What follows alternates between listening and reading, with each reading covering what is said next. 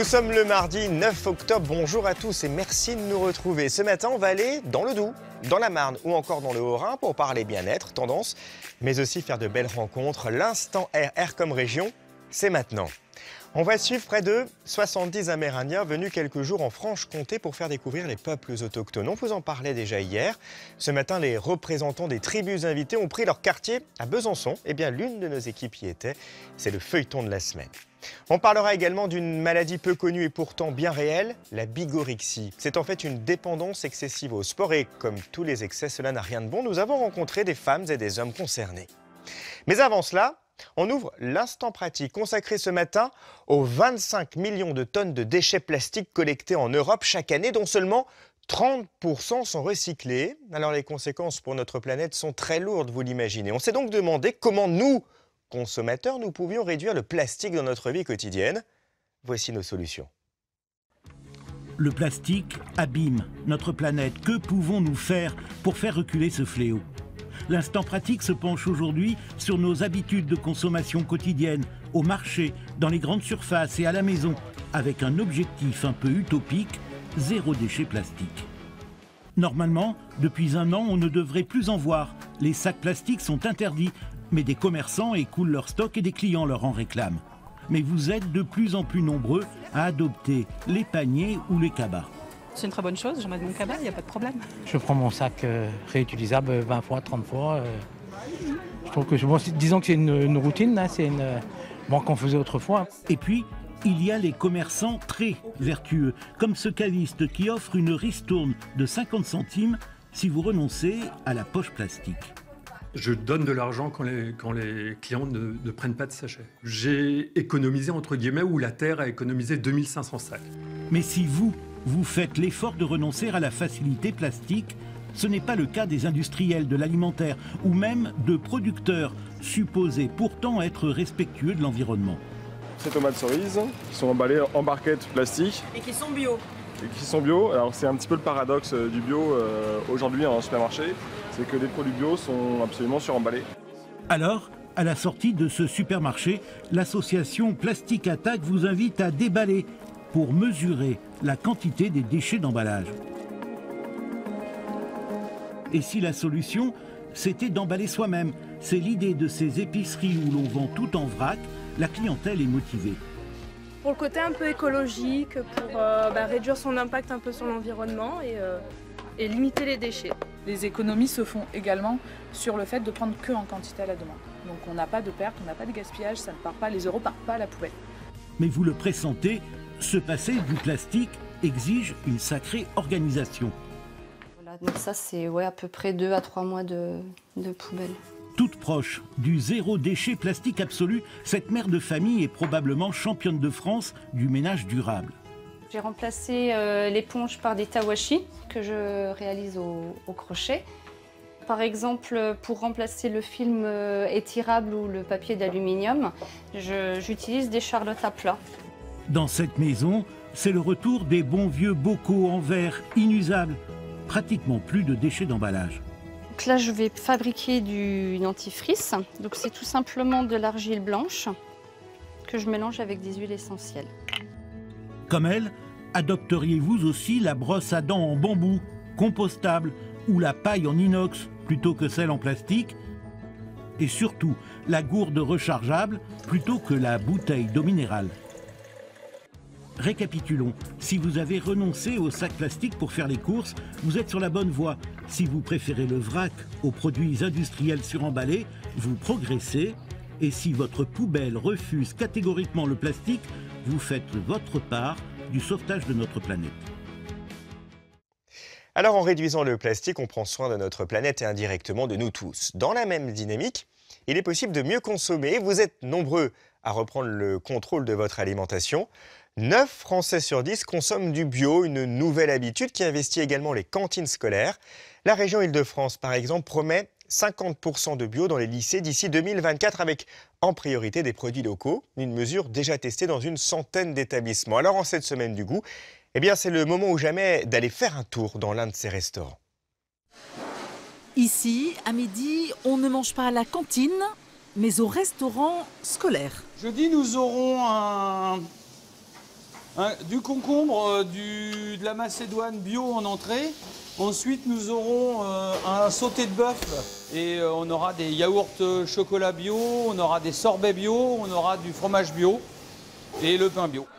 Donc, vous l'aurez compris, c'est du bio dans les assiettes ici, le plus souvent possible. Le chef sait déjà ce qu'il cuisinera dans les jours qui viennent. Et sa chambre froide regorge de produits bio. Alors, j'ai du fromage, des yaourts, comme vous pouvez le constater, là, le fromage biologique. Et j'ai aussi du surgelé, donc des légumes, des raviolis, de la viande. C'est quand même plus cher le bio, comment vous en sortez? Avec les subventions de la région, ça ne nous coûte pas tellement plus cher. En fait, on est subventionné sur du bio ordinaire, on va dire, à 40%. Par contre, tout ce qui est bio local, c'est subventionné à 60%. Ce qui fait qu'un yaourt qu'on a en bio local Île-de-France va nous coûter pratiquement la même chose.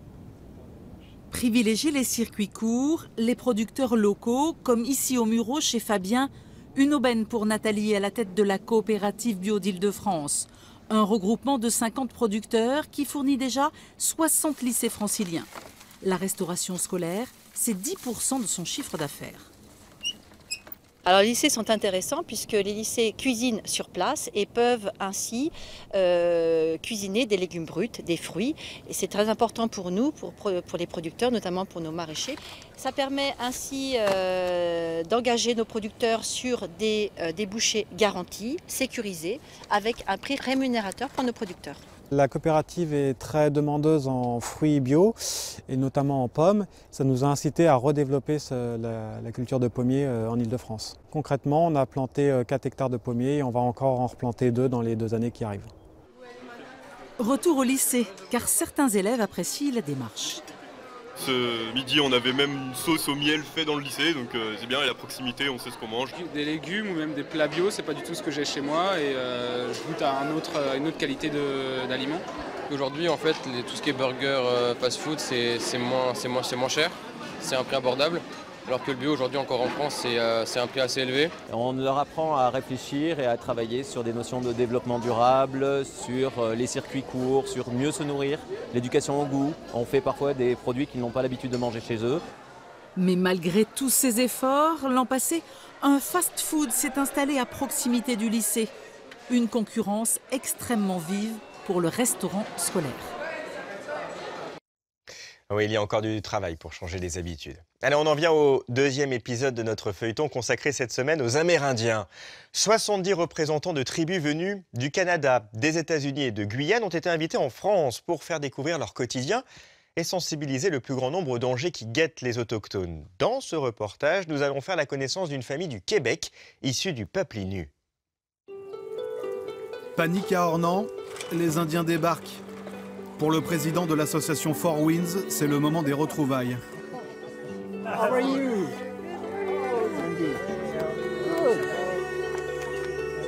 On se connaît pas, mais de nom, ça y est, je sais que vous existez. Oh ouais. Oui, merci beaucoup, monsieur. C'est notre président, Christian Larquet. C'est le chef. Oh, oui. C'est le chef. Ce sont les chambres de ce centre de vacances qui hébergeront les 70 Amérindiens cette semaine. Un endroit calme au milieu de la verdure. C'est vraiment beau. Pour vrai, là, c'est vraiment... Kim est venu avec toute sa famille, sa maman Claudie, son père Denis et son frère Yann. Ils sont de la communauté Innu dont il reste à peine 20 000 représentants au Canada. Pour Claudie, c'est l'instant suspense du voyage. Quel va être l'état de sa régalia, sa tenue traditionnelle? Ça va, elle n'a pas souffert du voyage? Ben c'est ça, je vérifie, là. Ouais. Ça, je vérifie. C'est quoi alors? C'est une tenue, c'est votre tenue traditionnelle? Oui, c'est le régalia pour les femmes traditionnelles. C'est ça que je voulais voir. Comment ça s'appelle ça? La femme. La femme? La femme. Moi, c'est un enfant des neiges. Elle en a fait des miles, du coup. Oui. Laissons Claudie et Denis prendre leur marque. Un peu plus bas, Butch Mudbone, Sénèque des États-Unis et lui en terrain connu. J'étais venu pour danser la première fois. Et puis, ils m'ont demandé de faire le maître de cérémonie. C'est aussi ce que je vais faire cette fois. J'adore le pain français et... Fin du voyage. Pour la tête et le corps, c'est l'heure du repos. Le lendemain matin, pour tout le monde, direction la capitale de la Franche-Comté, pour l'instant tourisme. Les bénévoles de l'association jouent les guides. Ce qui est exotique pour eux, c'est les vieilles pierres. Chez eux, les plus anciens bâtiments datent de 1880. Là, de voir des bâtiments qui ont été faits en 1600 et quelques, ça les impressionne. Ça se passe bien. Maintenant, on fait la ville de Besançon. Besançon, c'est ça. Et on magasine en même temps. Pour magasiner, ça magasine. Les boutiques byzantines ont du succès. Besançon, vieille cité espagnole, aura été le comble de l'exotisme pour nos Indiens Inuits. J'aime l'architecture, j'aime les vieux bâtiments, c'est riche, c'est très diversifié, c'est beau, c'est vraiment très, très, très différent de chez nous.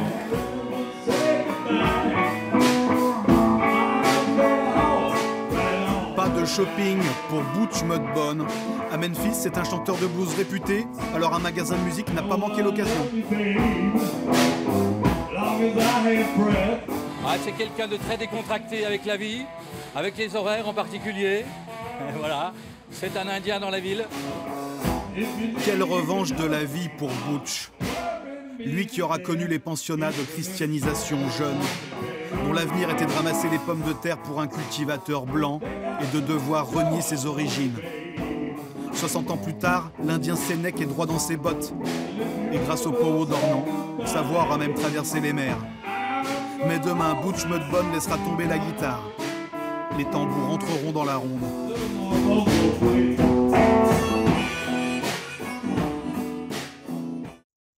Et la suite de ce voyage et de ces rencontres est à voir dès demain dans ce magazine. Vous regardez l'Instant R, merci de votre fidélité. On va poursuivre ensemble ce matin en compagnie d'une équipe d'archéologues sous-marins qui s'apprête à percer le mystère de la Marie Cordelière, le fleuron de la flotte d'Anne de Bretagne qui a sombré il y a 500 ans, c'était au large de Brest. Nous suivrons des jeunes viticulteurs qui s'apprêtent à reprendre les domaines familiaux. Alors, de la pression, ils en ont, vous l'imaginez, mais l'envie d'apprendre leur donne le courage nécessaire. Auparavant, on parle d'un trouble méconnu qui touche pourtant près de 15% des sportifs amateurs, la bigorexie. Derrière ce mot, il y a en fait une dépendance trop forte au sport. Comment cela se traduit-il? Quels sont les risques quand le sport nuit à la santé? C'est un reportage de France 3 Reims. Si vous leur posez la question... Vous êtes un grand sportif? Non, pas un grand sportif, non. C'est juste pour me rendre au travail. Je m'entretiens parce que j'en ai besoin à mon âge, à 62 ans. Oui, plutôt pour rester en forme, parce que le plaisir de la course, moi je le ressens pas trop. Pour d'autres, en revanche, le sport est une obsession. Je fais 1 heure tous les jours. Et pourquoi? Au départ, c'était une histoire de se dépenser, de changer la tête. Et maintenant, je suis vraiment accro. Et cette addiction porte un nom, la bigorexie. Un terme rendu populaire par Vicente Lizarazu, lui-même bigorexique. On donne tout, on consacre tout à ça. Et après, on n'est pas forcément armé pour faire autre chose. Et ils sont de plus en plus nombreux. Bénédicte s'entraîne aux haltères tous les jours et cela fait 24 ans que ça dure. Là, on a 40 kilos, donc on démarre, on s'échauffe progressivement et puis après, on monte tranquillement. Donc là, en ce moment, la période est plus calme, il n'y a pas de championnat, donc voilà, on maintient l'état de forme. Des salles de sport aux salles de classe, il n'y a qu'un pas. Dans la vie de tous les jours, cette championne de France est professeure de biologie. Rentrer à la maison après le travail, moi j'ai besoin d'aller me défouler. Et donc le sport, en tout cas l'haltéro, c'est un moyen de défoulement, ça c'est évident. Une dépendance obsessionnelle. Cette jeune maman a participé au championnat d'Europe en étant enceinte de plus de 3 mois.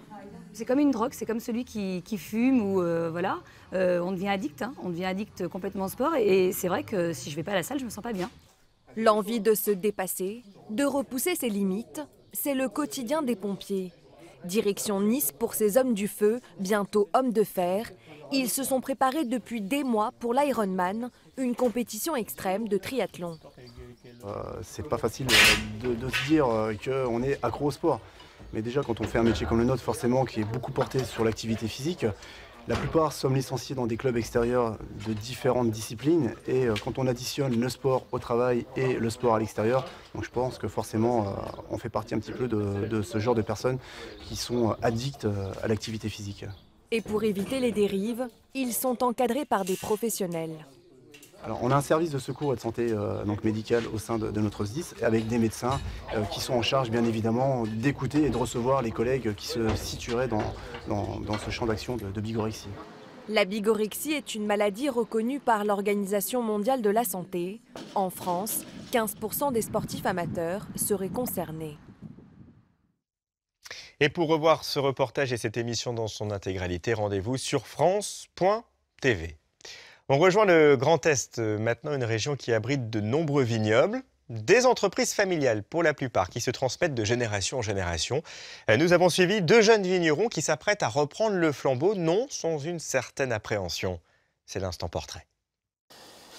Cette année, les beaux raisins, les beaux muscats. Sur les coteaux de Rigvire, Marc-André Huguel, 29 ans, fait encore figure de novice. Je suis encore au stade d'apprentissage avec mon oncle qui m'apprend le métier de la vigne et de la cave.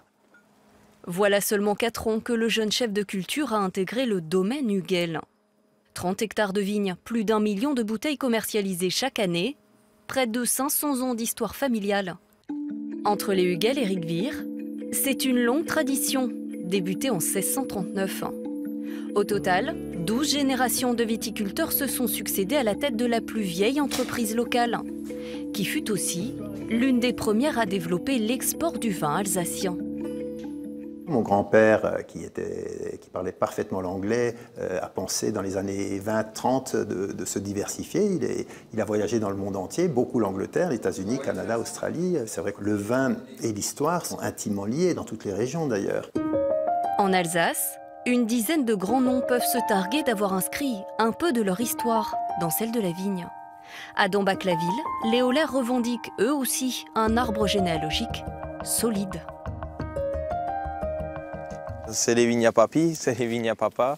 Maintenant, ça commence tout doucement à être à mon frère et moi. Jamais imaginé faire autre chose que ce métier parce que depuis tout petit, voilà, il y en a d'autres qui jouaient au foot, moi je jouais au tracteur et je jouais dans l'atelier avec papy. Et puis voilà, de fil en aiguille, c'est devenu mon métier. Guillaume Oller, 8e génération d'une lignée installée depuis 1816.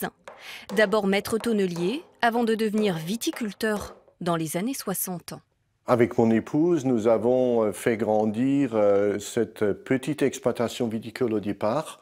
Nous avions 140 arts de vigne. Et aujourd'hui, ce dont nous sommes très fiers, c'est tout simplement que les jeunes générations continuent à tenir le flambeau.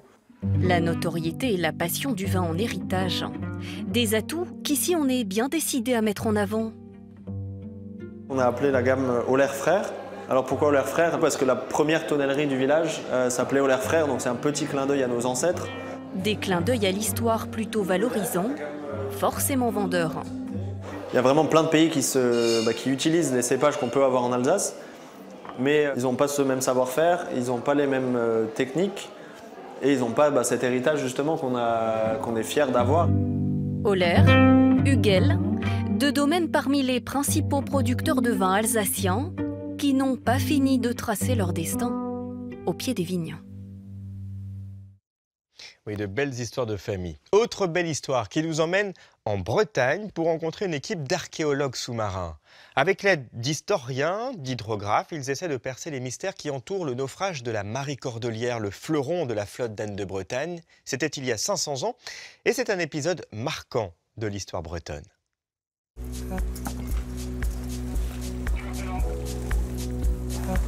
Fin juin, l'André Malraux met le cap sur l'entrée de la rade de Brest. À son bord, des appareils de détection sous-marine dernier cri, le bateau scientifique du ministère de la Culture a rendez-vous avec l'histoire.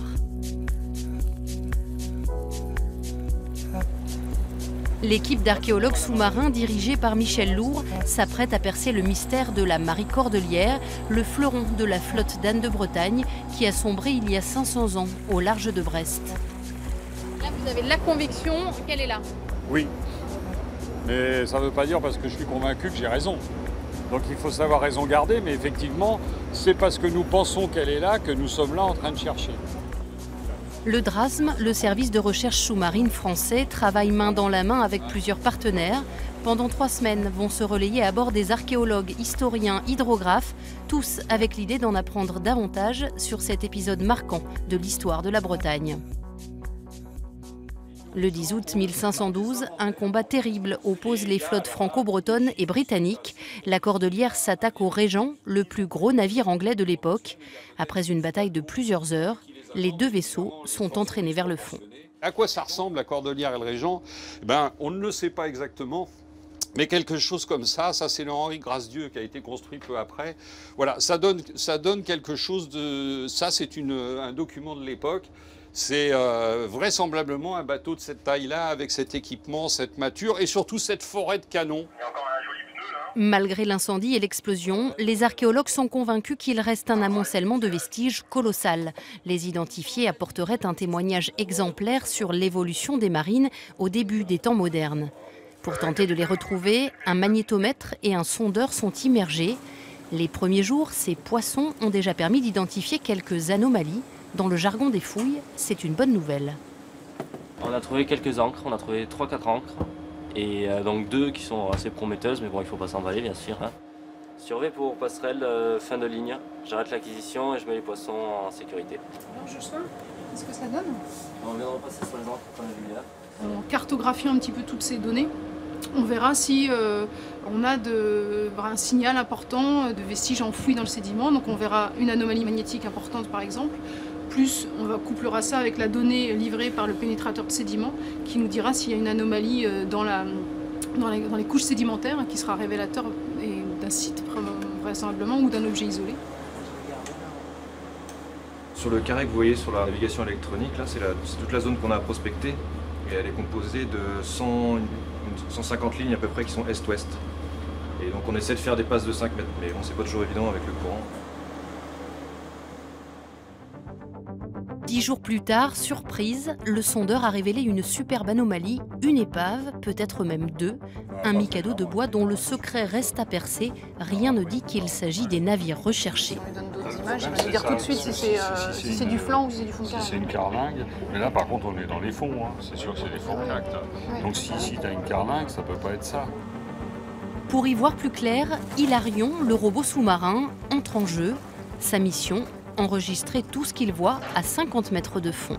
Aujourd'hui, l'idée, c'est d'accumuler un maximum d'indices sans trop les surinterpréter, parce qu'autrement, on finit par ne plus voir que ce qu'on cherche.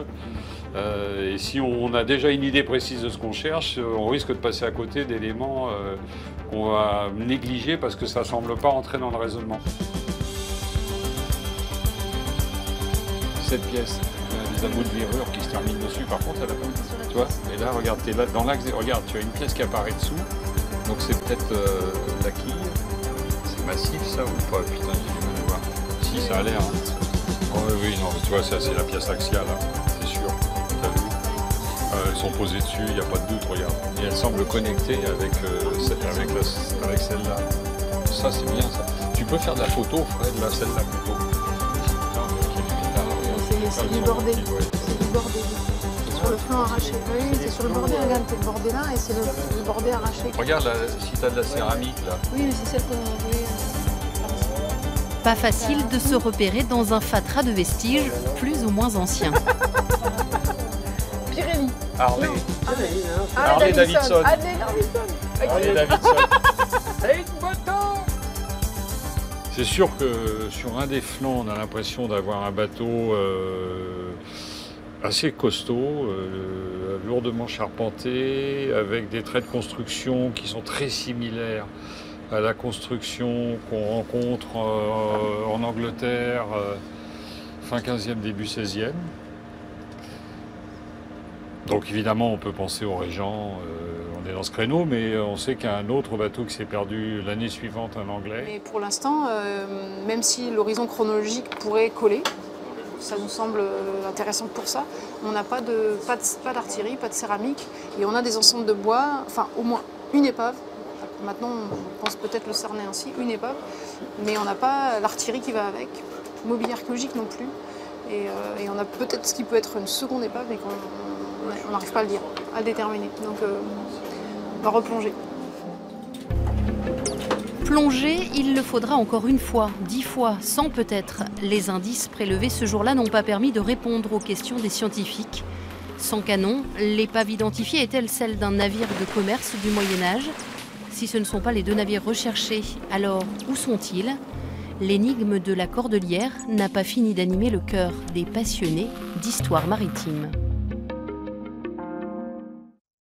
Et on suivra bien sûr dans l'Instant R les découvertes de ces archéologues autour du mythe de la Cordelière. Et l'Instant R, eh bien c'est fini pour aujourd'hui, mais je vous retrouve demain avec très grand plaisir dès 10h50 sur France 3 pour sillonner nos régions à la recherche de belles rencontres, de belles découvertes et de bons plans. L'Instant pratique sera consacré aux astuces à connaître pour garder la forme à plus de 50 ans. À demain, très belle journée.